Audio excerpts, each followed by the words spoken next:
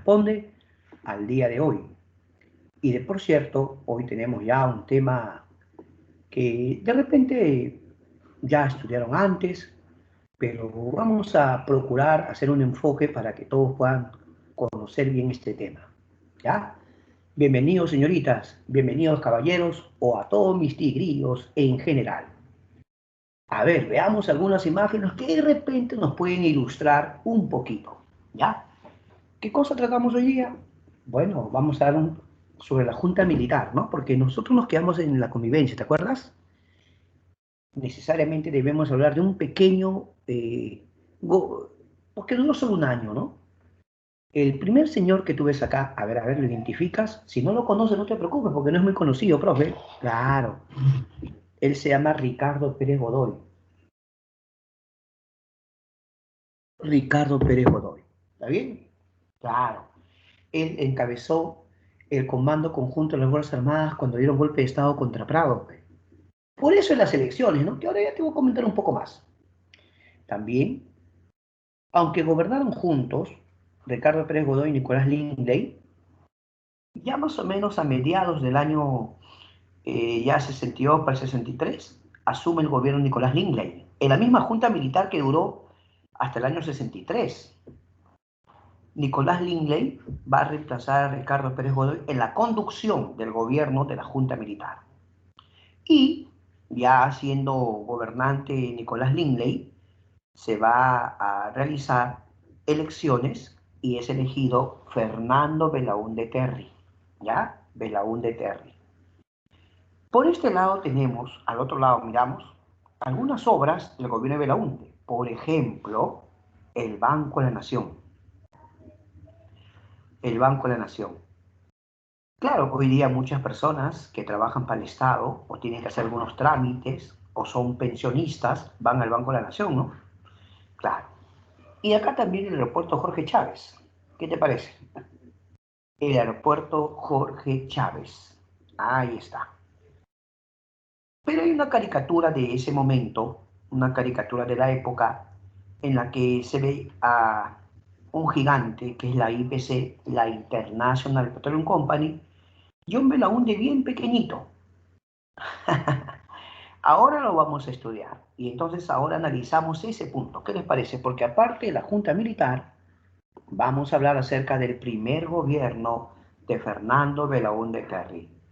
Bienvenidos, empezamos. Y ahora sí, aquí tenemos la Junta Militar del año 62 al año 63. Hay un punto que de repente no había quedado muy claro, ¿no? Disculpe que abrir mis ventanas porque ya el calorcito se siente, ¿no? Y ahora también una buena sugerencia es tener los ambientes bien ventilados, ¿no? Así que hay que tener muy buena ventilación. Decía que la Junta Militar del año 62, encabezado por Ricardo Pérez Godoy, le va a dar golpe de Estado a Prado. Vamos a recordar un poquito. A ver, recordemos.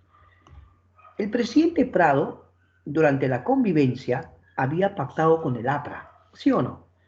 Y entonces, una de las cosas que había hecho Prado era devolverle la legalidad. Le devolvió la legalidad al partido aprista. Por eso Víctor Raúl pudo ser candidato a elecciones. Recordando la semana pasada, en los resultados de elecciones, Belaúnde no había alcanzado el tercio mínimo de votos. Había llegado a 32,9. Todo bien cerquita, no, bien cerquita, 32,9, cerquísima. Pero Belaúnde había alcanzado el 32,4. Vamos a recordar porque es importante. ¿Qué decía la Constitución? Si un candidato no alcanza el tercio mínimo de votos, o sea, 53%, o 33%, perdón, 33%, el Congreso debe tomar la decisión. Entonces en el Congreso estaban discutiendo, ¿no? Estaban debatiendo si lo proclaman o no lo proclaman a Belaúnde. Otros decían, no, mejor a Víctor Raúl, si Víctor Raúl quedó primero, hay que reconocerle sus resultados. Entonces ahí estaban en los debates. Sin embargo, al final una decisión que todos esperaban, ¿no? Todos estaban esperando. A ver, ¿qué decide el Congreso? ¿Lo proclama Víctor Raúl o lo proclama Belaúnde. Te recuerdo nomás porque es importante. Un grupo decía, no lo podemos proclamar a Víctor Raúl. ¿Pero por qué? Ah, porque Víctor Raúl y los militares no se llevan. Si proclamamos a Víctor Raúl, es como querer provocar un golpe de Estado. Así que no, no lo podemos proclamar. Ay, ay, ay. Entonces, otros decían, ¿y por qué proclamamos a Belaúnde? Si Belaúnde ha quedado segundo y por menos de 1% de diferencia. Está, proclamemos a Belaúnde. Y otro grupo decía, lo correcto es proclamar a Víctor Raúl. Sí, pero no te das cuenta de los riesgos. Los riesgos son que podría haber golpe de Estado. ¿Y al final qué pasó? Atención, el Congreso no había dado su decisión, ¿ah? No, no había dado su decisión. Y entonces, golpe de Estado. ¿Ya? Golpe de Estado. Por lo tanto, mis amigos, ahora sí entendemos. Pero esta vez, a ese primer golpe de Estado de carácter institucional, ojo, golpe de Estado de carácter institucional, era porque actuaron como comando conjunto, ejército, marina y fuerza aérea. Entonces a ti te preguntan, por cultura general, ¿cuál fue el primer golpe de Estado de carácter institucional? Tú dices el del año 62, cuando sacaron a Prado. ¿De acuerdo? Así es, mi estudiante. Entonces, hablemos ahora de algunas de las obras que realizaron estos señores.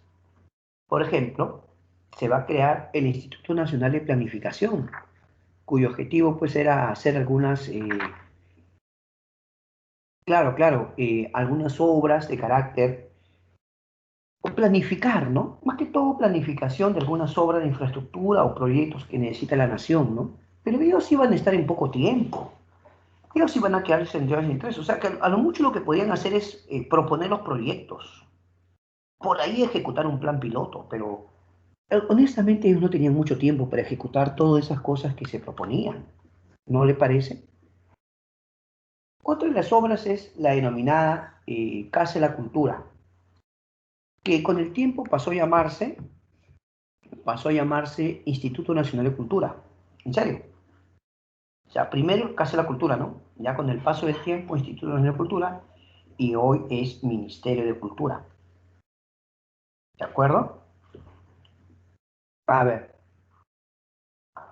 se dice que el general Ricardo Pérez Godoy, que era jefe del Comando Conjunto, eh, declaró anuladas las elecciones del 10 de junio. Pero, o sea, esas elecciones en las cuales había ocurrido la polémica de si proclamaban a Víctor Raúl, esto, ya, este señor lo declaró nulo y dijo que iba a tener un año de mandato y luego convocaría elecciones, ¿verdad?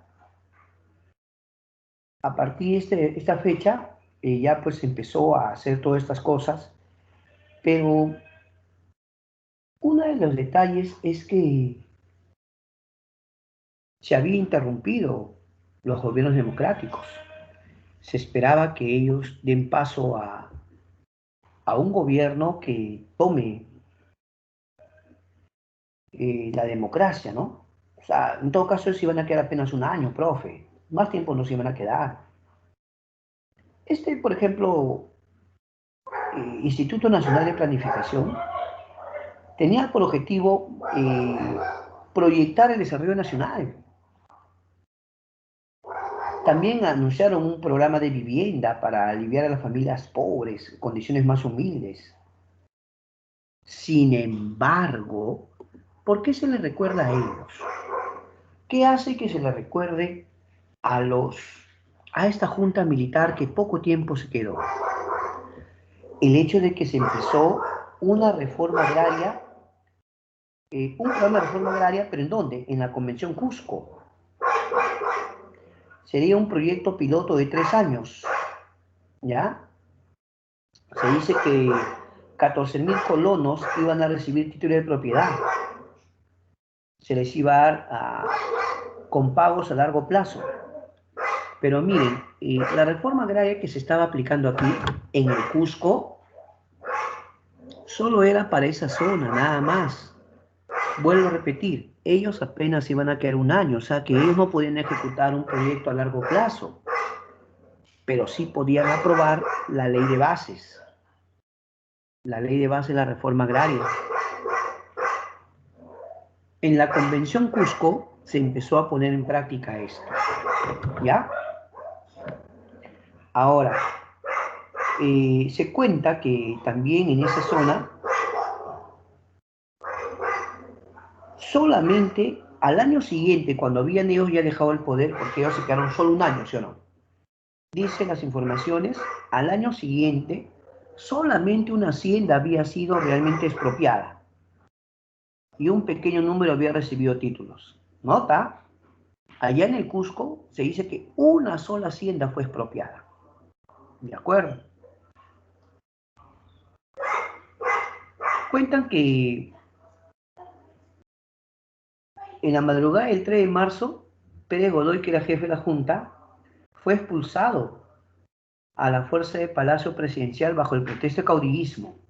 O sea, dieron a entender que Ricardo Pérez Godoy se estaba volviendo muy caudillista, hasta dictatorial. Por eso es que lo van a sacar del poder. Y a él lo va a reemplazar el general Nicolás Lingley. Ahí lo tenemos, Nicolás Lingley. ¿Sí o no? Claro. Algunos llaman a esto el golpe dentro del golpe. ¿Cómo que el golpe dentro del golpe?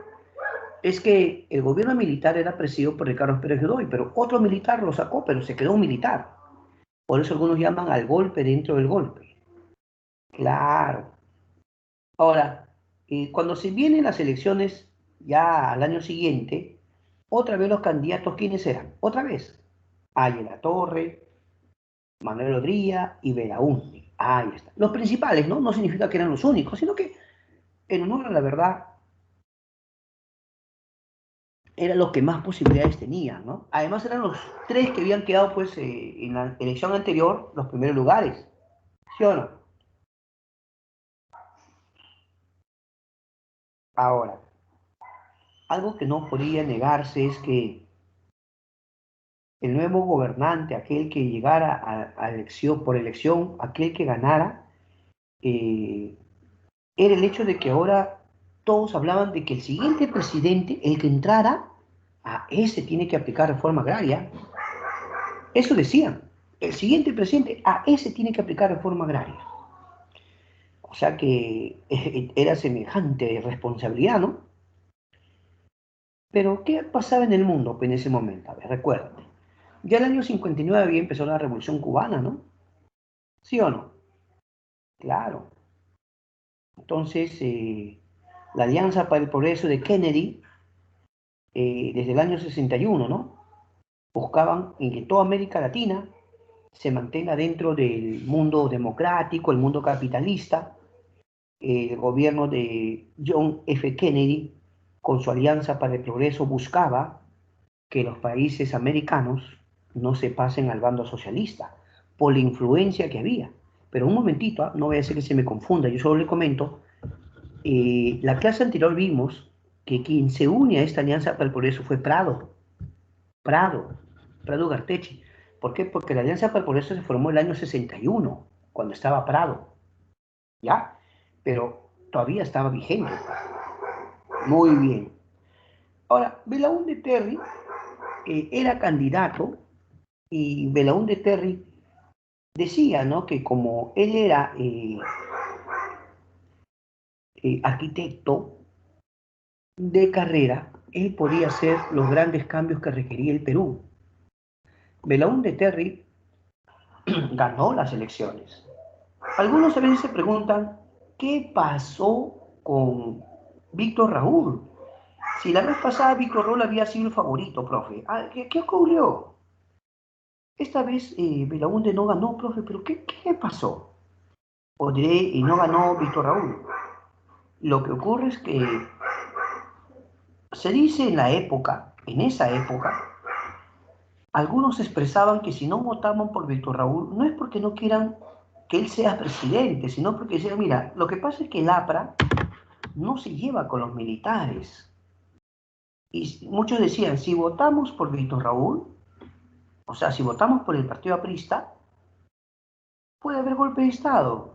Para volver al mismo, no, mejor votemos a lo seguro. Y la gente empezó, sin negar, ojo, sin negar que Belaúnde tenía sus virtudes, su propia gente, eso no lo vamos a hacer, porque la elección anterior le había quedado segundo y por poquito, tampoco es que no tenía su gente. ¿Cuál era la imagen que proyectaba Belaúnde? El arquitecto que había estudiado en Austin, Texas, el arquitecto que era profe de la uni, que formaba ingenieros civiles, arquitectos. O sea, Belaúnde tenía un prestigio, no era que era cualquier persona, por favor, tenía un prestigio. Él era el fundador de Acción Popular. Entonces, cuando Belaúnde era candidato, él dijo, en los primeros 100 días ustedes van a ver mis obras. ¿Ya? Claro, lo que ustedes van a ver es que el Perú ya se puso a trabajar. Los primeros 100 días, usted va a ver cómo en diversos lugares ya empezamos a trabajar ya con diversas obras. Y para eso, Belaúnde, cuando era candidato, dijo, como yo soy arquitecto, yo voy a preocuparme porque en el Perú se construya. ¿Qué hace falta? Hace falta escuelas, caminos, viviendas. Yo me voy a encargar que la gente tenga viviendas. Y para eso, decía Belaúnde, voy a llamar a los ingenieros de la UNI que han sido mis alumnos. Esos ingenieros que han sido mis alumnos, los voy a convocar para que ellos dirijan las diversas obras que vamos a hacer. Y es así que Belaúnde ganó las elecciones. ¿De acuerdo? Muy bien. ¿Qué sector apoyaba Belaúnde? Los sectores medios o la clase media sobre todo, ¿no? Pero también eh, había un sector que le dio su voto, si no, no hubiera ganado. El sector indígena, el sector campesino. Sin embargo, cuando Belaúnde ganó las elecciones, los dos partidos que se habían quedado eh, relegados, el Partido Aprista y la Unión Nacional Odriguista, sí lograron colocar congresistas. Entonces, en el Congreso había congresistas apristas y congresistas de la Unión Nacional Odriguista. Ellos que hicieron, se juntaron una coalición. A esa coalición le llamaron la coalición APRA 1. Aquí vamos a poner una foto. A veces una foto vale más que muchas palabras. A ver, vamos a recordar un poquito, ya, pero recordar he dicho, ¿ah? ¿Tú te acuerdas que durante el gobierno de Odría había aprobado una ley de seguridad interior para perseguir a los apristas? ¿Te acuerdas o no? Ya. ¿Te acuerdas que durante el gobierno de Odría, Víctor Raúl tuvo que ir a la embajada de Colombia a pedir asilo y se quedó cerca de 5 años en asilo político? Mi pregunta es, ¿cómo les había ido a los apristas en el gobierno de Odría? Mal, profe, si Odría los perseguía y Víctor Raúl tuvo que estar en asilo. Correcto. Bueno, ha pasado el tiempo, profe, y ahora son aliados. ¿Qué cosa? Son aliados. Y van a ser la oposición al gobierno de Belaúnde. Qué curioso, ¿no? Se llamó la convivencia al pacto de Prado con el APRA, pero ahora le llaman la superconvivencia al pacto del APRA con la Unión Nacional Odriguista. ¿Cuál fue la reacción de muchos apristas respecto a esto? ¿Estaban de acuerdo? No. Muchos apristas se sintieron defraudados, dijeron, ¿cómo es posible? ¿Cómo se van a unir? Pero, ¿qué suelen decir normalmente? No, lo hacemos por la democracia, lo hacemos porque el pasado hay que dejarlo atrás, no podemos vivir de esos recuerdos malos, más bien hay que unirnos para sacar adelante al Perú, ¿no? Bueno, respetamos ese punto de vista, pero mira, que algunos apristas dijeron, no, esto no me gusta, me voy. Sí, sí, hubo gente que dejó el aprismo, dijo, no, nos vamos, no nos parece. Por otro lado, van a surgir las guerrillas del año 65. Tú comprenderás que en el mundo se vivía todo, pues eso de la revolución cubana, ¿no? Entonces, esa década del 60 es una época en la que mucha gente va a empezar a usar su cabello largo, su barbita. Es una época en la que, claro, pero también, ¿te acuerdas tú de la guerra de Vietnam? La guerra de Vietnam. ¿Has visto esas películas de, por ejemplo, Forrest Gump, ¿no? Forrest Gump, donde ves tú que salían a protestar los llamados hippies, paz y amor, los hippies, paz y amor. ¿Cómo era su cabello? Cabello largo, ¿no? Con sus barbas, ¿no? Bueno. Eso también va a surgir porque muchos van a imitar el look del Che Guevara. Muchos van a querer lucir su barbaza, ¿no? Algunos hasta se ponían su boina, no es broma. Sí, sí, sí. Yo a veces converso con algunos tíos que ya están bien mayores, ¿no? Yo los bromeo, ¿no? Digo, tío, disculpa. En esta foto, en el álbum familiar, a veces uno ve las fotos del álbum familiar y tú miras cómo era su ropa, cómo era su corte de cabello. De repente tú dices, oh tío, ¿qué pasó acá atrás con tu cabello bien largo, todo alucinante, con la ropa de la época, ¿no? Y te dicen, no, esa era la moda, esa era la moda, ¿no? ¿Qué moda? Esa era la moda de la época, imagínate. Pero no vamos a negar que acá en el Perú van a surgir guerrillas, pues. Por ejemplo, surgió el movimiento de izquierda revolucionaria, el movimiento de izquierda a cargo de Luis de la Puente. Va a surgir otro que es el Ejército de Liberación Nacional con Héctor Béjar. Y también un poeta, un joven poeta llamado Javier Herou. No sé si escuchó hablar, un poeta, Javier Herou. Ellos empezaron a luchar sobre todo en la zona de la selva, en Madre de Dios, ¿no? En Madre de Dios. Pero el gobierno mandó a las Fuerzas Armadas y los derrotó, ¿no? Muchos de ellos murieron y algunos de ellos fueron encerrados, ¿no? Eso es lo que pasó en esa época. Belaúnde Terry restituye las elecciones municipales. Primero, tú debes recordarte que en el oncenio de Leguía había las juntas de notables, ¿no? Y ya los alcaldes de las ciudades eran designados más que todo por los vecinos más prominentes, ¿no? No, Belaúnde dijo debe haber elecciones y con esas elecciones la gente debe decidir. Entonces va a ser elegido alcalde de Lima Luis Bedoya Reyes y acá tenemos una foto cuando el señor Luis Bedoya Reyes estaba jovencito. Ahí está. Con todo respeto, el señor aún está vivo y está bien mayor, ¿ah? Sí, sí, sí, ya pasa los 100 años, si no me equivoco. Es una leyenda para el Partido Popular Cristiano. Le tienen mucha estima, lo quieren bastante. A veces, cuando en la televisión ha salido y lo han entrevistado, el señor está muy lúcido, ¿ah? Y es un libro viviente, pues, seamos honestos. Personas que pasan los 80, 90 y algunos tienen la dicha de llegar a 100 años, son libros vivientes. Te cuentan cosas, te cuentan de la época de Odría, la época de Prado, la época de Velasco. Por eso yo siempre digo a mis alumnos, aprovecha a tus abuelos, a tus padres, pregúntales, hijo. Yo soy profesor de historia, yo habré estudiado todo lo que tú quieras, pero yo también conversaba con mis abuelos, le preguntaba, cuéntame, decía, uy, mi abuelito cuando estaba vivo, él era mi mejor profe de historia. ¿Qué universidad?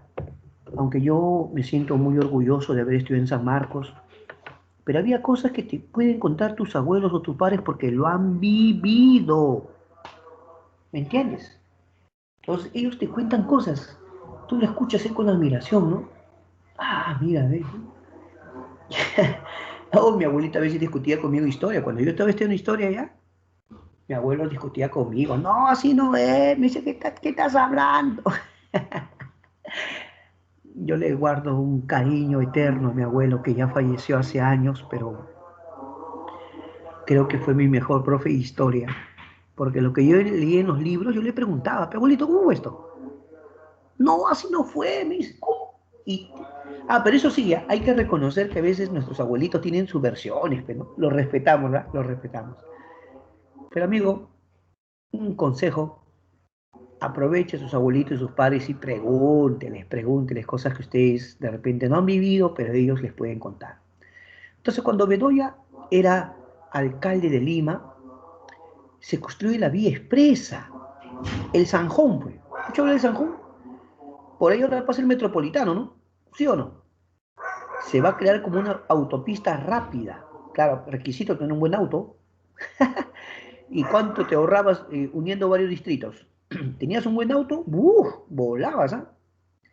La vía expresa es obra del señor Bedoya Reyes, que era su aliado de Belaúnde. Pero. En el primer momento fueron democracia cristiana, pero con el tiempo ya van a ser el actual Partido Popular Cristiano. ¿Ya? Así que vale la pena hablar acerca del señor Bedoya que hizo esa obra. Sin embargo, una de las obras que a Belaúnde lo van a hacer más famoso, creo que es la carretera marginal de la selva. Había carretera panamericana norte, carretera panamericana sur, carretera central, pero le faltaba su carretera a la selva, Petigrío, lo justo. No, no, le faltaba su carretera, pues.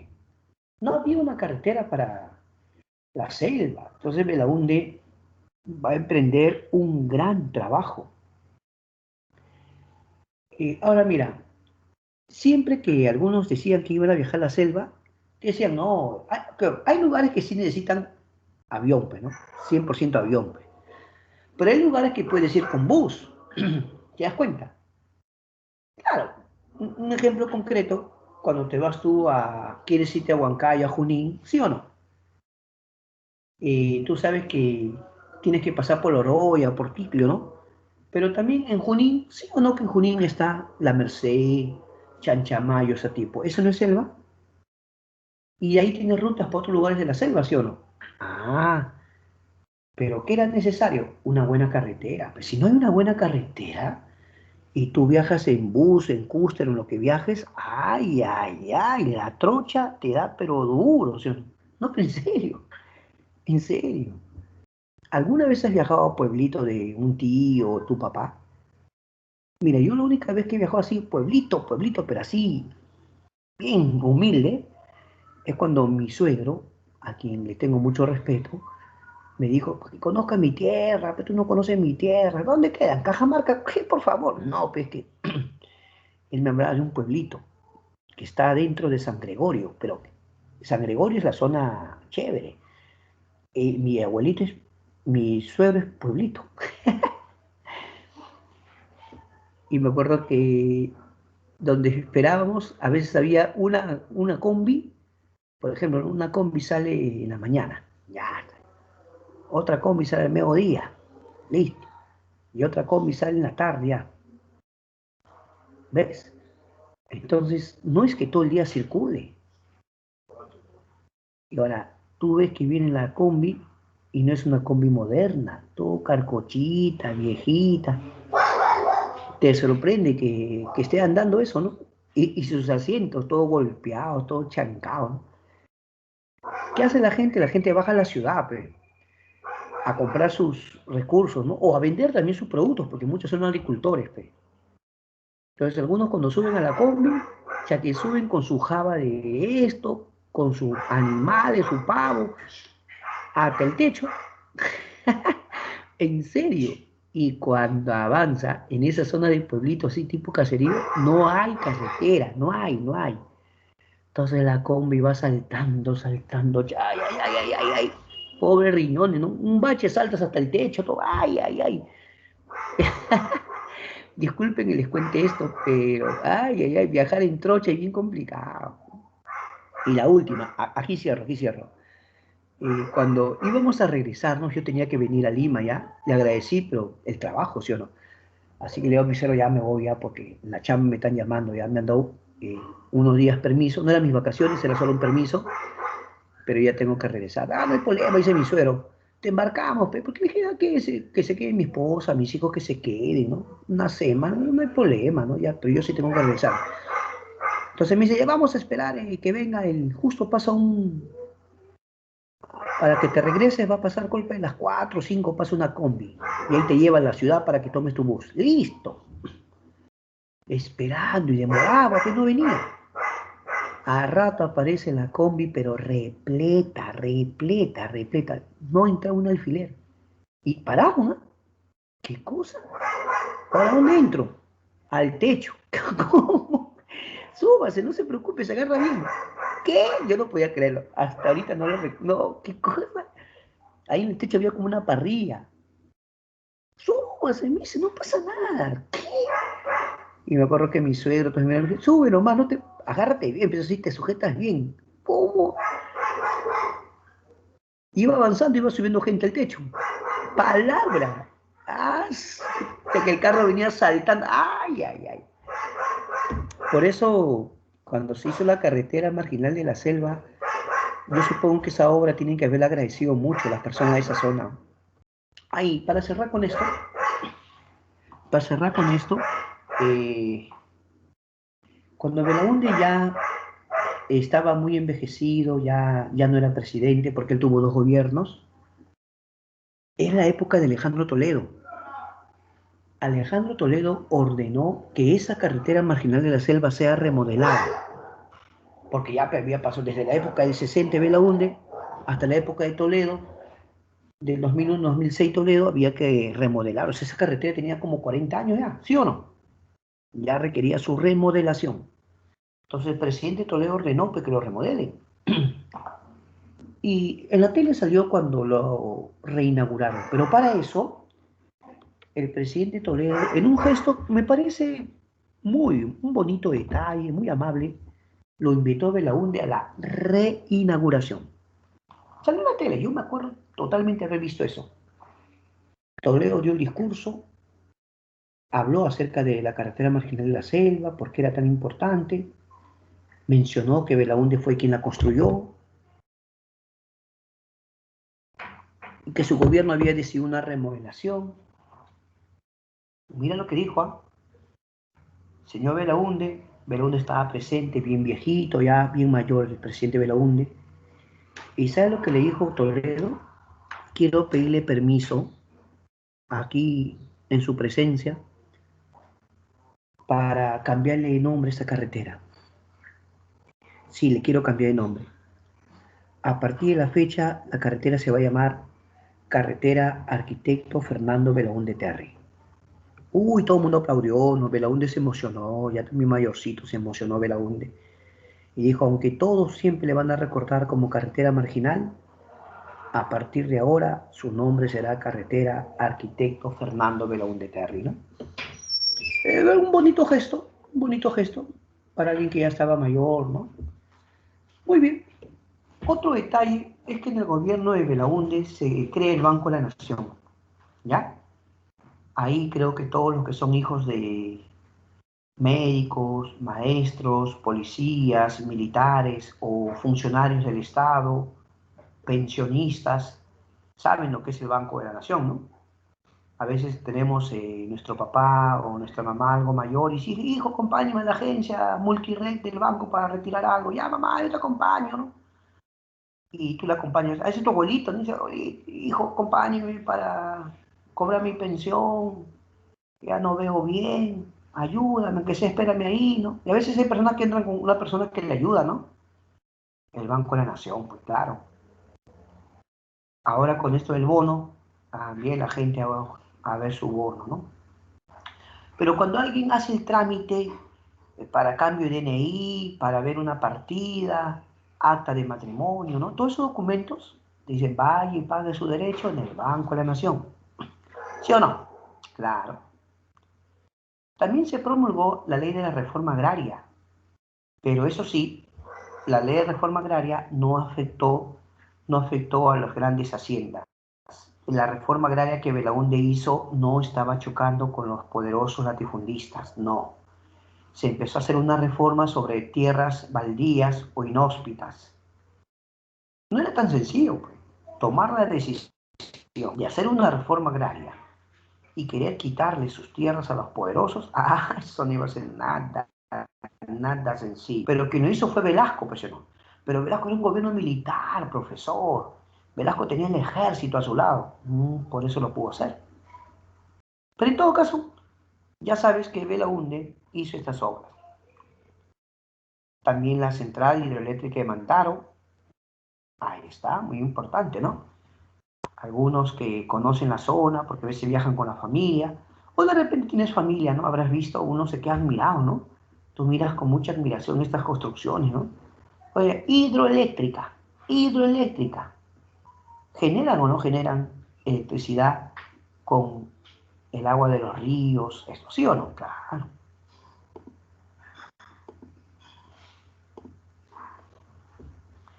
Pero no podemos dejar de mencionar la construcción del aeropuerto Jorge Chávez.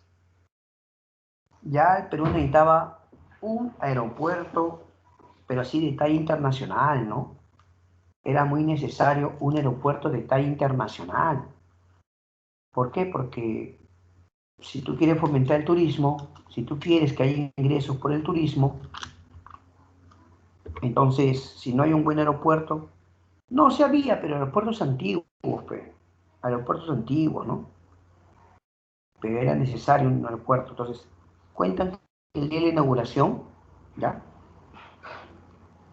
Belaúnde dijo en su discurso que se sentía muy orgulloso que este aeropuerto Jorge Chávez había sido diseñado y construido por arquitectos e ingenieros de la UNI. Y él decía, me siento orgulloso que muchos de mis ex alumnos ahora han estado adelante en esta obra, ¿no?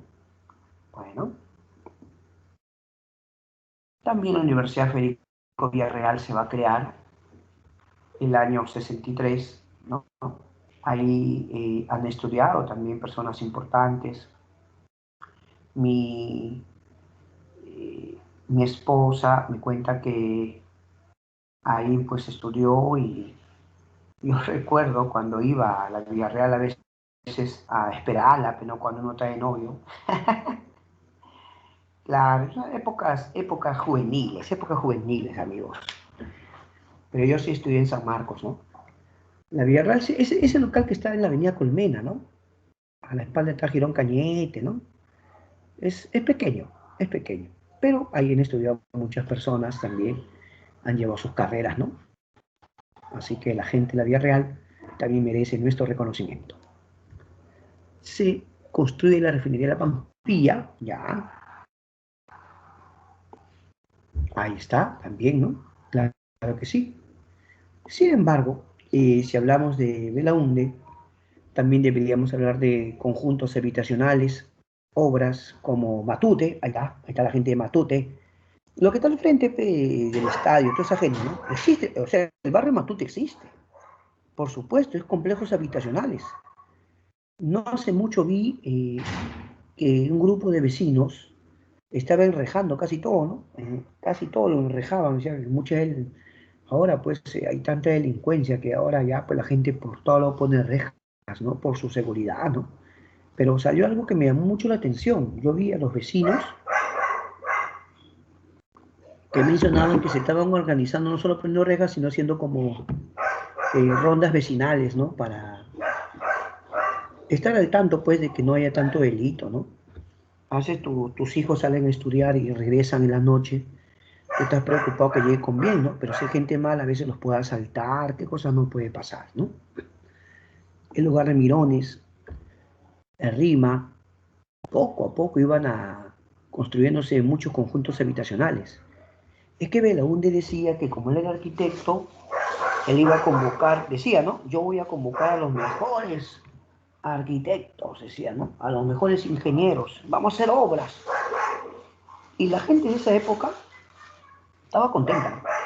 Sí, sí. Ahora, en algunos lugares de provincia se va a crear el sistema de cooperación popular. Cooperación popular. Belaúnde iba a algunos lugares a inaugurar obras y Belaúnde decía, el pueblo lo hizo. El pueblo lo hizo. Te voy a explicar. Vamos a imaginar que en cierta comunidad requerían pistas o requerían una obra como un puente o cosas así, ¿ya? Una pequeña obra hidráulica, un canal de irrigación. Entonces Belaúnde decía que también se puede darle trabajo a la población de la zona. ¿Te das cuenta, no? Se puede poner ahí a especialistas, ingenieros que sepan del tema, pero se puede emplear la mano de obra de los mismos campesinos. Ah, darle trabajo, de eso estamos hablando, de darle trabajo. Pero a gente de la zona, pues. Además, esa gente lo iba a hacer con gusto, pues era para ellos. Ahora, que yo sí no les puedo asegurar si los sueldos eran altos, eso sí no les puedo asegurar. Pero, ¿qué hacía Belaúnde? Belaúnde decía, se va a hacer esta obra y se debe traer gente de la zona, que ellos mismos lo hagan. Pero claro, hay que poner especialistas, ingenieros que dirijan, entonces hay que financiarles, ¿ya? Y se les decía, ¿ustedes van a cooperar en construirlo? Claro, nosotros apoyamos. Por supuesto, con su apoyo, ¿no? Vamos a hacer esta obra. Entonces, ¿qué hacía Belaúnde? Cuando inauguraba una obra, decía, esto se ha hecho a través de cooperación popular. El pueblo lo hizo, decía Belaúnde. También se va a construir la residencial San Felipe. Claro, ¿no? Algunos se preguntan, profe, ¿por qué resalta tanto las construcciones? Es que Belaúnde era arquitecto, pues. Y con Belaúnde se impulsó mucho las construcciones. ¿Te das cuenta? Sin embargo, llegamos a un punto muy difícil, profe. Sí, sí, sí, bien difícil. ¿Por qué? Porque ahora se iba a discutir el tema, el acta de Talara. Les voy a contar. El gobierno de Belaúnde tenía en el Congreso la oposición de la coalición APRA 1, lo que ya te comenté al principio, ¿no? La coalición APRA 1. Entonces, apristas y odriguistas presionaban, decían, ¿cómo es posible que el petróleo esté en manos extranjeras? Ya es tiempo que el petróleo lo tenga el Perú. Pero tú debes recordar que fue en la época de Leguía, en el oncenio, ¿o no? Fue en la época de Leguía que se vio este asunto del laudo de París, y al último se entregó el suelo y el subsuelo de Abril Pariñas a la IPC, ¿no? Pero ahora decían que sí, que el gobierno tiene que ver eso, lo presionaban a Belaúnde. Pero aquí tenemos unas preguntitas suavecitas nomás, suavecitas. Primera pregunta, ¿cuántos años gobernó Dría? 8 años, el ochenio. Pregunta, ¿en sus 8 años hizo algo para recuperar a Abril Pariñas? Mire, y encima él era un gobierno militar, ¿eh? Cuando Dría fue presidente 8 años, así también estaba interesado, sí, que huele el petróleo, que esto. Otra pregunta. Pregunta, en la convivencia, gobierno de Prado, el principal aliado de Prado fue el APRA, con Víctor Raúl. Pregunta, en esos 6 años, ¿el APRA presionó a Prado para que recupere la Brey Pariñas? Entonces el punto es, cuando ellos estuvieron en el poder, ¿por qué no lo recuperaron? Pero ahora, como estaban en el Congreso y eran oposición, ahí estaban, sí, que señor Belaúnde, que el petróleo, que recupérelo. Y así que Belaúnde habló con la IPC. Y para sorpresa llegaron a un acuerdo. Perú recuperaba el control de la Brey Pariñas. Nota lo que dice ahí, en el periódico, ¿no? El estado de fruta de la Brey Pariñas. Uy, ay, ay.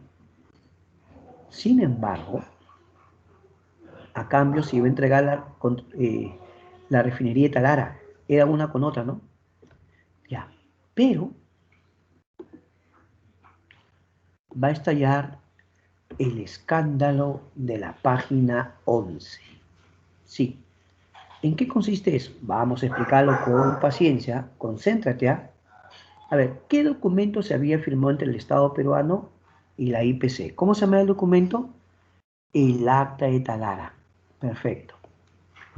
En ese momento había una empresa estatal del petróleo. Era la empresa petrolera fiscal. Era empresa nacional. Loret de Mola, que estaba a cargo de esa empresa, hizo una denuncia.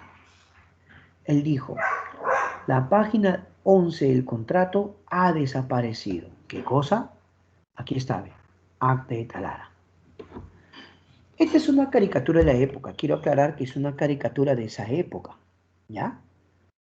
Y ahí tú tienes a la IPC como un gigante petrolero, International Petroleum Company, y tienes a un Belaúnde chiquitito, ahí un costadito, no abajo, ¿ve? Un Belaúnde pequeño. Entonces, de repente, se denunció que la página 11 de ese contrato había desaparecido. ¿Dónde está esa página? Más de uno preguntaba, ¿no? ¿Qué cosa dice esa página? Y otra pregunta, ¿acaso cuando firmó el acta de Talara con la IPC, esa empresa no tenía su copia? Por último, se le podía pedir que muestren ellos, ¿no? Pero quiero aclarar que el gobierno de la UNE dijo, un momento, ¿de qué página 11 están hablando? No se ha perdido ninguna página 11. El gobierno dijo que no, eso de la página 11, ¿de dónde han sacado? Entonces, el gobierno de la UNE no aceptó ese asunto. Claro, mira, se dice que esa empresa extraía el 85% del petróleo peruano, de la Brey Pariñas. Claro. Ya, la cosa es que Belaúnde conversó con ellos. Pero, ¿qué explicación podía dar sobre eso? Ese acta de Talara, ¿no? Que se había firmado, eh, decía, ¿no? Que la compañía aceptó renunciar a sus derechos al subsuelo, entregar los campos de la Brey Pariñas al gobierno y dejar de insistir en todo contrato futuro. A cambio, el gobierno aceptó cancelar todo reclamo de deudas contra la compañía y que el petróleo extraído de los campos de la IPC se vendiera a sus instalaciones de Talara para que fuese refinado y comercializado. Te voy a leer una información directa. Esta es una información del señor Peter Clarén, Nación y Sociedad en la Historia de Perú, ¿ya? Te estoy leyendo para que tú veas lo que dicen los investigadores de la época. Dice así: sin embargo, inmediatamente después de que se concluyera el acuerdo, el exdirector de la empresa Petrolera Fiscal sostuvo en televisión que la página 11 del convenio que contenía el precio de venta, nota, contenía el precio de venta, faltaba misteriosamente. El escándalo subsiguiente, pregonado por la prensa de oposición, privó a Belaúnde de respaldo del público del Parlamento. También provocó la expulsión del partido del candidato presidencial de Acción Popular, el vicepresidente Edgardo Seoane, culminando así una larga lucha entre facciones rivales por el control del partido. ¿Qué te parece? A medida que la controversia del IPC llegaba a su fin, en medio de una economía tambaleante y de convulsiones políticas cada vez mayores, fueron surgiendo rumores de un golpe de Estado liderado por elementos desilusionados de las Fuerzas Armadas. Políticamente, Belaúnde era mayoritariamente considerado como alguien cada vez más irrelevante, incapaz de controlar hasta su propio partido y mucho menos de efectuar las reformas que había prometido al país. La opinión pública se abrió aún más cuando el gobierno fue remecido por una serie de escándalos de contrabando que involucraba a funcionarios de alto nivel. Repito, esta es la obra de Peter Clarén. Peter Clarén, Nación y Sociedad en la Historia del Perú. ¿De acuerdo? Yo que les leo esto, una fuente directa, ¿no? Dice, en esta atmósfera de estancamiento político, eh, escándalo público y frustración reformista, los partidos de izquierda comenzaron a ganar adherentes, fortalecidos por los descontentos del APRA, de Acción Popular y de otros partidos. Esta tendencia fue particularmente evidente en la política universitaria, donde el APRA perdió su hegemonía tradicional ante la emergente izquierda revolucionaria. En las universidades de todo el país, las ideologías radicales energizadas por la revolución cubana penetraron tanto en el alumnado como en el profesorado. ¿Qué le parece? Todo esto ocurre, ¿no? ¿Y qué va a pasar? Golpe de Estado. Golpe de Estado, ¿no? Acá. Sí. Juan Velasco Alvarado dio un golpe de Estado. Dice la lectura de este libro, que yo con gusto comparto con ustedes. El repentino estallido del escándalo de la página 11 privó al régimen de la legitimidad que aún le quedaba, abriendo el camino a un golpe militar. En las primeras horas del 3 de octubre del año 68, el Palacio Presidencial fue rodeado por tanques y el presidente fue escoltado nada ceremoniosamente al aeropuerto, desde donde fue enviado a Buenos Aires al exilio. El gobierno revolucionario de Fuerzas Armadas, que era como el pequeño grupo de oficiales de alta jerarquía, llamaba a su movimiento, emprendió ahora un experimento radical de transformaciones desde arriba, dirigidas por los militares. ¿Qué les pareció? Así fue este asunto de la página 11, ¿no? Muy bien, ha llegado el momento de que practiquemos, llegó el momento de practicar, vamos a los ejercicios, ¿sí? Vamos a los ejercicios. Listo. Comenzamos con las primeras. Como siempre, yo te voy a agradecer que mandes tus respuestas al chat. Participa, amigo, participa, envuélvete en la clase. Manda tu clave, ¿ya? Lee con paciencia y manda tu clave, por favor. Manda tu clave. 1. La Junta Militar de 62 fue inicialmente presidida por ¿quién? Inicialmente, dice. Aunque no estaba solo, pero ¿quién lo presidió inicialmente? Dice. Ricardo Pérez Godoy, profesor. Muy bien, estudiante. Ricardo Pérez Godoy. 2. Es una obra de la Junta Militar del 62 al 63. A ver. Una obra de la Junta Militar. A. Se convoca a la Asamblea Constituyente. B. La ley de base de la reforma agraria. C. Reconocimiento de las comunidades indígenas. D. Se crea el Banco de la Nación. ¿Qué dice usted? La ley de bases de la reforma agraria, la B. La B de bueno. Te espero en la 3. Vamos, te espero en la 3. Te espero en la 3.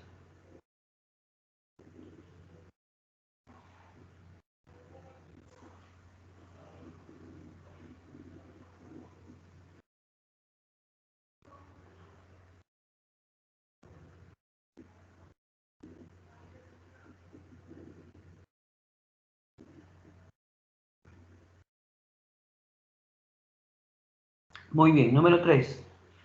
Sobre la Junta Militar de 62 al 63, señales si son verdaderas o falsas. Claro. Ricardo Pérez Godoy, presidente de la Junta Militar, sí. ¿Realizó la reforma agraria con...? No, no, no, no, no. Aplicó un pequeño sector, ¿no? Y la Convención Cusco, pero la Barón del Azúcar, no, pues. ¿Crea la Casa de Cultura? Sí. Verdadero. Nicolás Línea reemplazó a Ricardo Pérez Godoy, sí. Verdadero, falso, verdadero, verdadero. La C de campeón. La C de campeón. Sigamos, sigamos. A ver, campeón. Participa, participa. Con apoyo de la democracia cristiana ganó las elecciones presidenciales en 63. Ajá, ¿quién? ¿Quién?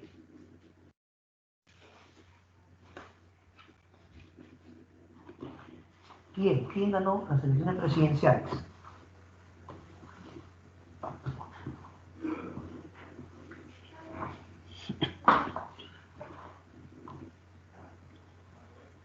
Belaúnde Terry, pues, ¿no? Claro que después ya se va a conocer más como Partido Popular Cristiano. 5. El primer gobierno de Belaúnde Terry es también conocido como, ¿cómo le decía? Él mismo lo llamó, ¿no? A, los 100 días, B, la convivencia, el pan grande, la buena vecindad. Por favor. Claro que sí, los 100 días.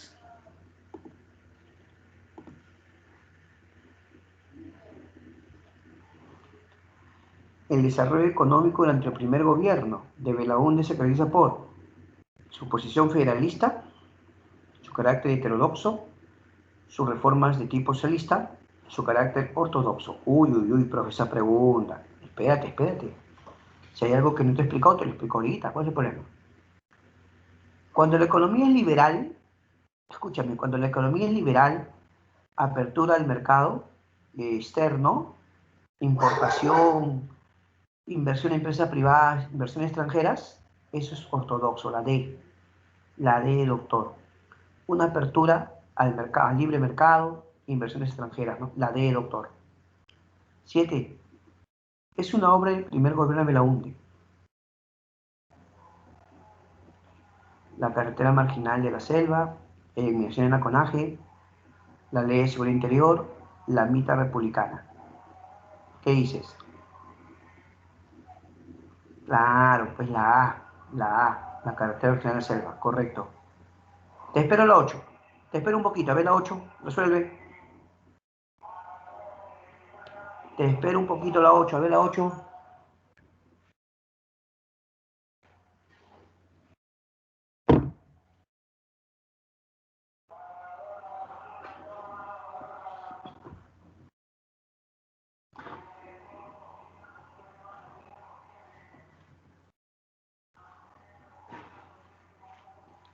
Sobre el primer gobierno de Belaúnde indica las personas correctas. 1. Fue el fundador de Acción Popular. Claro. Implementó Cooperación Popular. Claro. 2. Crea carretera central. No, no, no. Acciones municipales, sí. 1, 2, 4. La A. La A. ¿Ya? 1, 2, 4. Ay, ay, ay, la 9, la 9. Complete la oración. Las reformas impulsadas durante el primer gobierno de Manuel Belaúnde fueron bloqueadas por la denominada superconvivencia, conformada por quien pretendía defender los intereses oligárquicos y por quienes deseaban implementar reformas en un futuro gobierno de su partido. ¿Te acuerdas quiénes se unieron o no? A ver, a ver, a ver. La número 9. ¿Qué marcas? Claro. 1. Unión Nacional Obrerista, sí, quien pretendía defender intereses oligárquicos, y por APRA, o el APRA, quienes deseaban implementar la reforma en un futuro. La B de bueno, la 9, la B de bueno. Vamos a la 10.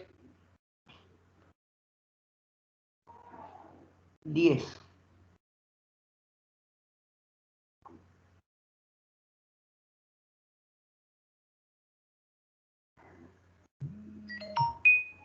¿Cuál sería la 10? Muy fácil, profe, muy fácil. El escándalo de página 11 ocurrió en el gobierno de Fernando Belaúnde Terry, profe.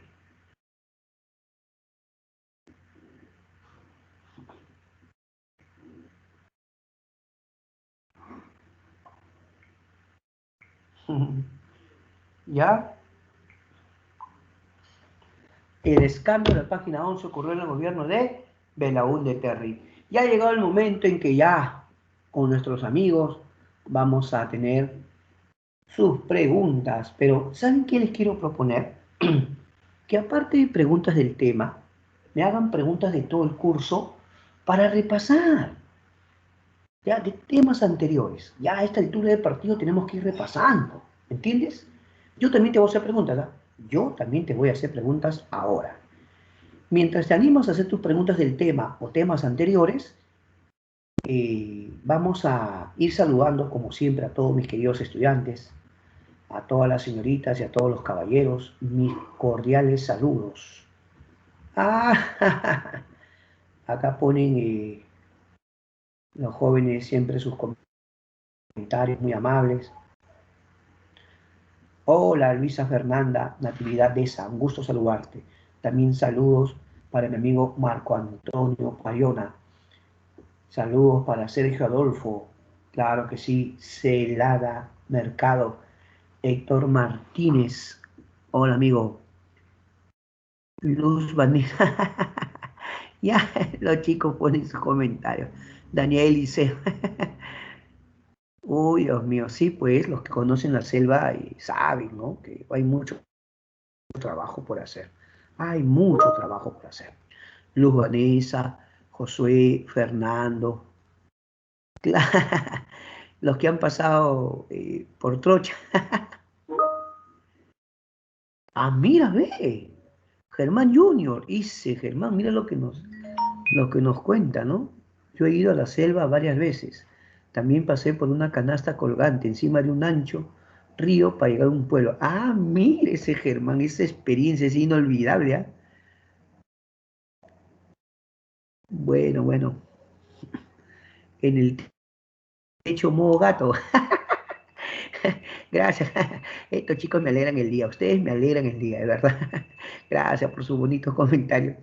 Sí, pues yo he pasado por cuando me subí al techo, nunca lo olvido. Mis suegros hasta ahora cómo se ríen. Mis cuñados se vacilan. Esa vez que yo me subí al techo, cómo se rían cuando me vieron ahí, como dice. Experiencias, experiencias. Muy bien, muy bien. Claro, que mis amigos. Sí, no, sí, soy sincero. Mi esposa estudió en la vía real. Claro, mi esposa estudió en la vía real, ¿no? Ya tenemos casados más de... Nos vamos para el 20 aniversario, imagínate, el 20 aniversario.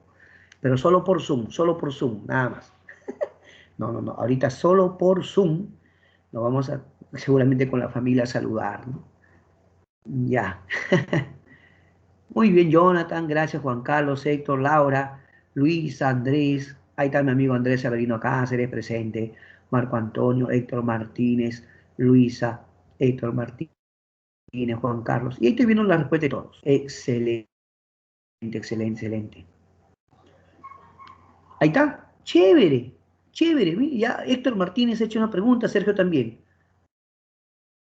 Claro, con mucho gusto. A ver, vamos a respetar el orden de las preguntas, ¿ya? Listo, comienzo con Sergio. Ya, Sergio, mira. Sergio pregunta acerca de la IPC. Bueno, primero que nada, Sergio, quiero que sepas que la IPC es International Petroleum Company. Tenía a su cargo el control de la Brega y Pariñas, el suelo y subsuelo, pero que ya se lo había entregado desde la época de Leguía, en la época del oncenio. Siempre por ahí se decía que cómo es posible que un recurso tan importante esté en manos extranjeras, debe volver al control del Perú, ¿no? Por eso es que al último el gobierno de Belaúnde tuvo que afrontar eso. ¿Por qué? Porque en el Congreso lo presionaban, pues decían, no, que hay que recuperar eso. Entonces Belaúnde empezó a negociar con esa empresa. Y el documento que se va a firmar es conocido como el Acta de Talara, ¿ya?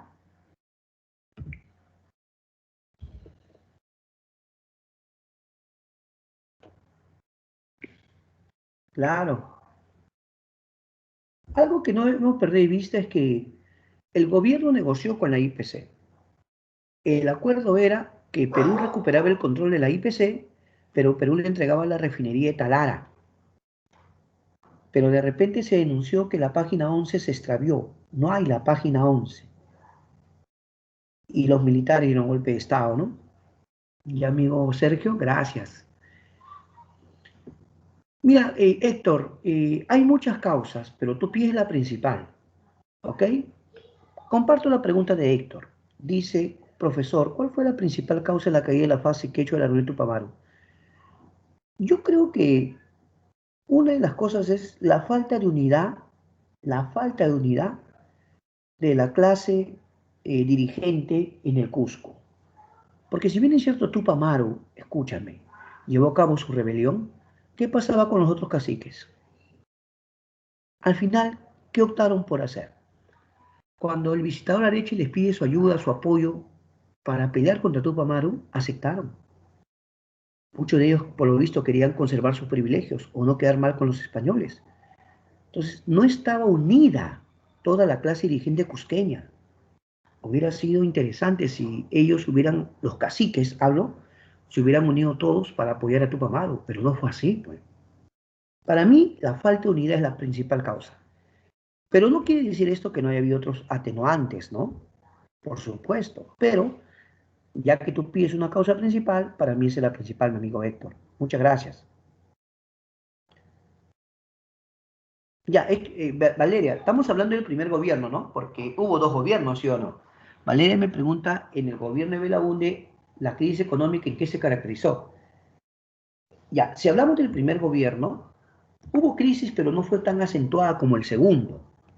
En su segundo gobierno sí hubo crisis económica en el segundo. ¿Por qué? Porque como veremos ya las siguientes clases, vamos a ver que Belaúnde en su segundo gobierno va a tener, escúchame, va a tener terrorismo, va a tener una guerra, el 81, con Ecuador, y encima el fenómeno del niño. Ahí sí, en el segundo gobierno de Belaúnde la crisis fue fuertísima. Ya le dejó un país con inflación al siguiente gobernante. Pero en el primer gobierno las cosas se va a poner mal, sobre todo por ese escándalo, pues. Claro, claro. Oh, uy, amigo Marco Antonio Pariona. No, no, no, eso de la página 11 quedó ahí, ¿no? Siempre se ha buscado esclarecer el asunto, pero quiero decirte, amigo Marco Antonio, que hubo cualquier cantidad de investigaciones periodísticas, cualquier cantidad. Uy, eso vendió años vendió eso. Pero ahora yo le voy a hacer una pregunta a ustedes, ¿no? 12 años después, no me quiero adelantar al tema, no me quiero adelantar al tema, en su momento lo hablaremos, pero 12 años después la gente lo volvió a elegir a Belaúnde, segundo gobierno. ¿Qué pasó? ¿Se olvidaron de la página 11? Ya, ¿qué les parece si de eso hablamos en ese momento? Ahí vamos a ampliar, ¿ya? Gracias, amigo Marco Antonio. Sergio Adolfo Celada, profesor, ¿puede hacerme recordar las causas de la guerra con la Gran Colombia? Claro, con mucho gusto. Mira, te cuento. La Gran Colombia,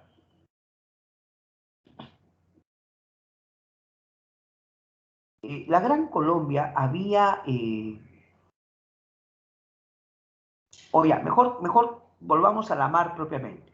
Cuando la mar gobernó, en el Cusco estaba de prefecto o de autoridad Agustín Gamarra, pero el presidente era la mar. Sí, no se preocupen, yo ahorita les contesto ya. Voy avanzando con Sergio y luego voy a contestar las siguientes preguntas. Tranquilos, gracias. Yo ahorita les contesto. Entonces, Agustín Gamarra había observado que Bolivia, que era gobernado por Sucre, y Bolivia tenía el apoyo del ejército de la Gran Colombia en Bolivia, Sucre, ¿no? Sucre. De alguna forma, Bolivia estaba con mucho interés por tener actividades comerciales con la parte sur del Perú. La parte sur, ¿cuál era? Puno, la zona de Tacna, Arequipa, Moquegua, el Cusco, ¿no? ¿Qué cosa había notado Gamarra? Que el gobierno de Sucre o de Bolivia estaba demasiado así cercanía, ¿no? Aunque ellos decían que querían estrechar lazos de cooperación, de comercio, como pueblos hermanos, ¿no? Pero a Gamarra no le pareció, ¿de acuerdo? No le pareció. Entonces Gamarra dijo, ¿no será que pretenden quitarnos el sur? Porque si Bolivia es una república independiente, ¿por qué no gobierna Sucre de la Gran Colombia? ¿No será que el interés viene de la Gran Colombia? Así que Gamarra interviene militarmente en Bolivia. Ojo, Gamarra interviene militarmente en Bolivia. Y una vez que eso ocurre, allá, como está relacionado, te contesto. Gamarra era prefecto, era un general que había sido famoso por la batalla de Cucho, pero en ese momento él tenía el cargo de prefecto, era una autoridad, como algo así como un gobernador regional de esa época, ¿me entiendes? Pero a cargo del Cusco. Entonces Gamarra interviene militarmente Bolivia. Los bolivianos sorprendidos preguntan, ¿qué pasó? ¿Por qué? ¿Por qué esto? Y Gamarra le dijo, solo pido una cosa, que salga Sucre del gobierno y se vaya con su ejército de la Gran Colombia. ¿Cómo? Sí. Gamarra dice, si no quieren guerra, saquen a Sucre de Bolivia con su ejército. ¿Sabías tú que los bolivianos firmaron un tratado con Gamarra? El tratado de Piquiza. ¿En serio? Con el tratado de Piquiza, Sucre sale de Bolivia y se ejerce la Gran Colombia y se restablecen las relaciones diplomáticas o de paz con Bolivia. Pero la pregunta es, cuando Gamarra sale, ¿Gamarra a dónde se va? Perdón, cuando Sucre sale, ¿a dónde se va Sucre con su ejército? Obviamente a la Gran Colombia. La Gran Colombia en ese momento era gobernado por Simón Bolívar. Bolívar dijo, muy bien Perú, bueno, si así están las cosas, Tumbes, Jaén y Maynas. ¿Qué cosa? Tumbes, Jaén y Maynas. De lo contrario, guerra. Uy, uy, uy. Y no se puede evitar la guerra, pues. No se puede evitar la guerra. La campaña marítima la gana Perú. Combate Las Cruces y Malpelo, lo gana Perú. Pero en la campaña terrestre, Perú pierde. La campaña terrestre. dos batallas, ¿no? Saraguri y Portete de Tarqui. Sucre derrota a los peruanos. Se firma un convenio llamado Convenio de Girón para que las tropas peruanas salgan de la Gran Colombia, y en eso que estaban regresando, Gamarra da golpe de Estado. Gamarra le da golpe de Estado a la mar y Gamarra toma el poder.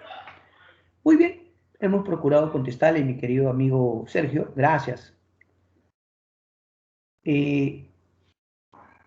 Preguntan por ahí, a ver, a ver, a ver. Un ratito, un ratito, un ratito. Un ratito, mis queridos amigos, esperen un ratito.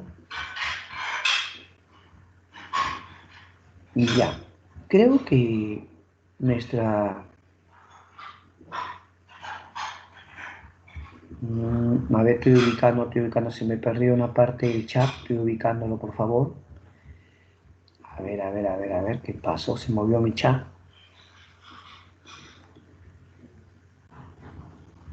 Ya. Ay, Dios mío, los muchachos siempre bien, bien alegres, bien curiosos con sus comentarios. Ya, ahora sí, ya estoy ya. Dice, profe, ¿qué acuerdos había en la página 11? Pregunta la amiga Valeria. Valeria, al parecer hablaba de precios, precios de venta. Pero ¿cómo podemos saberlo del todo si la página desapareció?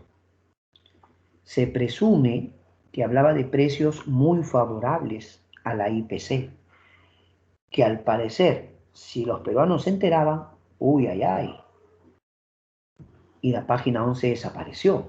O sea, hoy nadie puede asegurar, ¿me entiendes? No pueden asegurar. Pero lo que se presume es que hablaba de precios de venta con respecto al petróleo, y al parecer era muy conveniente a los norteamericanos. Economía heterodoxa. Ay, ay, ay, la pregunta de Juan Carlos está chévere, ¿eh? Economía heterodoxa. Eso es lo que aplicó Alan García. Alan García aplicó eh, heterodoxa control de precios. Cuando tú quieres controlar la economía, como los precios subían mucho en el gobierno de Alan, heterodoxa es control de precios. Mandas inspectores, fiscalizas a los comerciantes, que si alguien está subiendo los precios le quieres poner multa, le quieres decomisar, hasta cerrar sus negocios. ¿Qué hacen los comerciantes? Esconden los productos. La heterodoxa controla precios, da subsidios a los alimentos para que la gente pueda adquirir más subsidios y congela el tipo de cambio, o sea, el dólar, prohíbe que suba. La ortodoxa es lo contrario, es liberal. La ortodoxa es libre mercado, apertura a las importaciones, apertura a los capitales extranjeros, ¿ya? Y no, lo de federalista simplemente ha sido un distractor nada más, es un distractor más.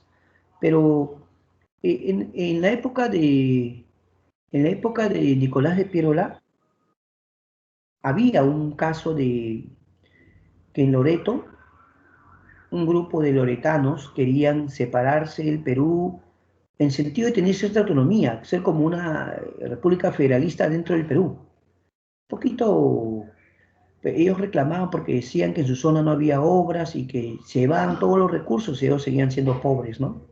¿Ya? Intentaron formar su república en esa época, pero no, no, no, no. En ningún momento pensaban separarse del Perú, sino querían tener más autonomía, más autonomía, ¿ya? Gracias, Juan Carlos, muy amable, ¿eh? Jonathan Franklin. Oh, mira, Jonathan, Belaúnde tuvo cositas interesantes, ¿no? Como construcciones, me mostró obras. Los historiadores debemos procurar ser objetivos, ¿no? Objetivos en el sentido de reconocer las obras de algunos gobernantes, y siempre hay cosas que son materia de investigación, ¿no? Para eso está el periodismo, también está la justicia que investiga muchas cosas, y eso se lo dejamos ya a los investigadores y a los periodistas, ¿no? Pero sí, lo de la página 11 precisamente salió por el periodismo, pues. Y el periodismo de investigación sacó ese asunto de la página 11, ¿no? Que fue un escándalo, ¿no? Fue un escándalo. Muy bien. Ajá. Uy, uy, uy, Héctor, chévere, Héctor. Héctor me acaba de hacer una pregunta chévere, la teoría aloctonista. Primero, déjenme recordarle, mi querido amigo Héctor, que las teorías del origen de la cultura peruana eran diversas, ¿no? Estaba la inmigracionista de Max Zule, ¿no? Estaba la autoctonista de Julio César Tello, estaba la aloctonista de Federico Kaufmann-Doyle y también estaba la teoría hologenista del señor Luis Guillermo Lumbreras. ¿De acuerdo? Pero ya que usted quiere saber al aloctonista, le explicamos.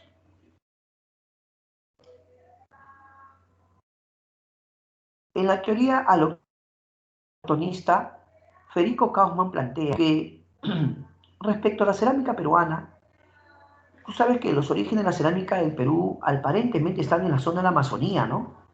Donde está pues Cotoy Guarajirca, la zona de Huánuco, donde está Tutiscayo, la zona de Ucayali. Entonces se comenta que hay cerámica, pero la pregunta es, ¿esa cerámica es más antigua que las cerámicas de otros lugares? Hay lugares que tienen cerámica más antigua, pues. Entonces, por ejemplo, Kauman plantea que en Ecuador hay una cerámica que se llama Valdivia, en Ecuador, la cerámica Valdivia.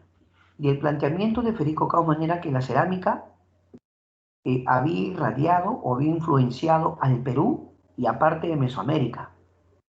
O sea, lo que Kauman planteaba era que esa cerámica era antigua y que había influenciado esos lugares, ¿no? Pero con el tiempo se empezó a encontrar más evidencia de cerámica más antigua en América y que si se dice que Ecuador influenció, ¿qué pasaría si hay cerámica más antigua que la ecuatoriana? Y se va a encontrar otras evidencias y la teoría va a perder cierta solidez, ¿no? Además que se basaba en cerámica, ¿no? Tenía que en todo caso respaldarse con otro tipo de hallazgos, ¿no? Pruebas arqueológicas también en cuanto a restos óseos, o por qué no también podría hablar de estilos artísticos y así por el estilo. ¿Ya? Básicamente, teoría doctonista, la teoría de Federico Kauffmann, que planteaba que la cultura valdivia tenía una cerámica en Ecuador que tiene que haber influenciado, decía él, ¿no? Al Perú y a la zona. Actualmente esta teoría ya digamos que no es citada, simplemente ya hasta el mismo investigador dejó eso, ¿no? Ya como son otros tiempos, amigos, son tiempos antiguos, ¿no? Porque ya con los estudios en la arqueología siempre se encuentran muchas novedades, ¿no? Tú sabes, Héctor Martínez, que actualmente hay muchos hallazgos en la costa, ¿sí o no? Y esos hallazgos de la costa son sorprendentes. Caral no es el único. Caral no es el único. Está Bandurria, está Áspero, hay otro lugar llamado Bichama. Entonces, ¿qué cosa evidencia los hallazgos que se hacen en la costa? Que los orígenes tienen que haber sido costeños, ¿o no? Ya un señor Arco Joyle, hace años, ¿no? Había planteado una teoría de origen costeño, pero él hablaba de Cupisnique, y él decía que el Cupisnique era anterior a Chavín. ¿Te das cuenta? Eso, ¿no? Eso. Pero así las teorías no paran, porque en este tema, mi amigo Héctor, en la arqueología el tema no está cerrado, amigo. En el Perú hay mucho, mucho por hacer en arqueología, ¿no? Cuando a veces un alumno me dice, profesor, yo quiero ser arqueólogo, yo siempre le digo, hijo, es una hermosa carrera. El problema es que a veces es un poquito difícil el financiamiento para los arqueólogos. Si por ahí consigues un buen trabajo, que te apoyen, excelente, ¿no? Ah, pero hay buenas opciones como ser profesor universitario, ser profesor de carrera, y cuando sale la chamba de arqueólogo, vaya a trabajar arqueólogo. O sea, sí, sí, sí. Eso me hace recordar cuando, cuando yo quería estudiar historia, ¿no? Y la idea no le gustaba. La idea no le gustaba a mis padres. Me decían, ¿qué cosa? ¿Profesor de historia? ¿Qué? Ay, ay, ay, se sorprendía. Bueno, gracias, gracias.